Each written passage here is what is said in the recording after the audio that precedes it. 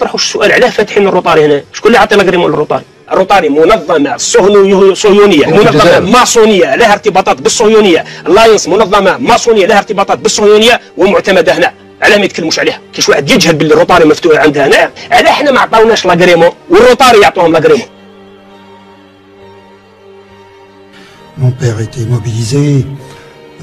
La paix par le service, c'est le thème que Monseigneur Tessier, archevêque émérite d'Alger, a été invité à développer par le Rotary Club d'Alger doyen dans le cadre de ses activités. Conjurer la guerre pour installer la paix, ce n'est pas seulement l'homme d'église qui en parle, ce serait le militant de la paix. C'est l'homme simplement. الماسونية هي حركة يهودية سرية إرهابية تهدف إلى خدمة الأغراض اليهودية في العالم، وذلك من أجل تدمير الأديان، تمزيق الشعوب.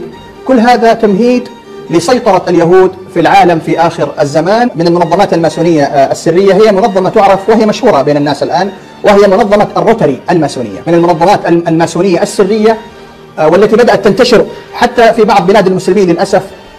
منظمة تعرف بمنظمة الليونز الماسونية. الليونز معناها الأسود، على أجهزة الدعاية والصحافة والنشر واستخدامها كسلاح فتاك شديد الفعالية ضد خصومهم. ضمن أعضاء هذه النوادي أبدا لا تجد عامل أو صانع أو صاحب حرفة بسيط أو فقير أو فلاح، أبدا لابد أن يكون من أصحاب الوجاهة والأموال والمناصب السياسية الحساسة.